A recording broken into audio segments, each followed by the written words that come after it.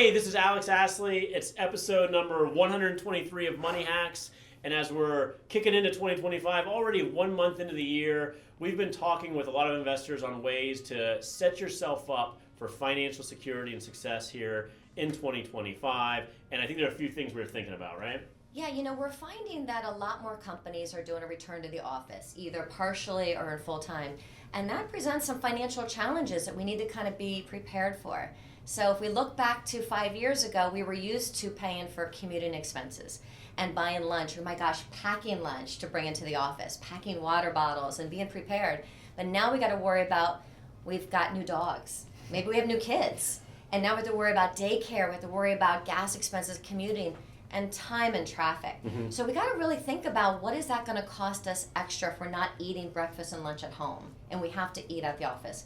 Can we prepare food at home, prep for the week, save money by not going out at lunch? So we know the expenses are going to be a little higher when you return to the office. So how can you navigate that? So I think we need to be a little bit conservative with our expenditures. Maybe pull back just a little bit. Start slowly working on who's going to watch your kids, who's going to watch your dog or take your dog for a walk. And then maybe think about, can you squirrel a little money away just in case things are more expensive than you're used to? Right. We did a video maybe towards the end of the year on just thinking about your overall financial picture. I like to call it your cash flow plan in 2025. And I agree, as maybe your day-to-day, week-to-week, month-to-month life changes, ensuring that you're revisiting where your money is going every week, where your money is going every month, and if it makes sense to start perhaps increasing emergency savings. Or, there are a couple of things in terms of, I think, common money mistakes that we all fall victim to.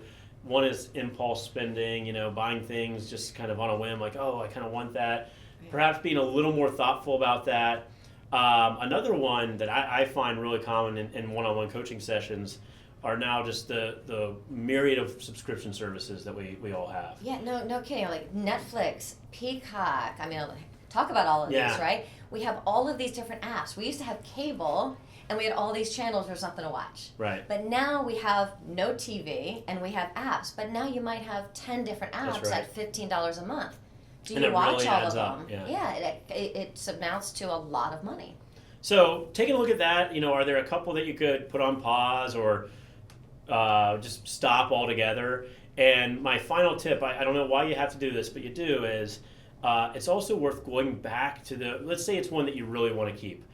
Kim and I are both in the car a lot. I have Sirius XM satellite radio, and every year I have to, now they made it easy, now I just go online and I talk to a bot and I have to negotiate the price down.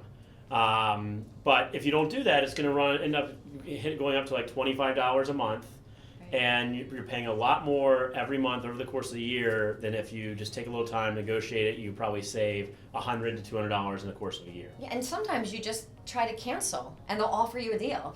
Especially with some of these add-on services, it's amazing how cheap they can get when you say, I want to cancel because it's too expensive. And then you kind of wait, and they'll go through their discussion, and all of a sudden it's $5 a month when it used to be $25 a month.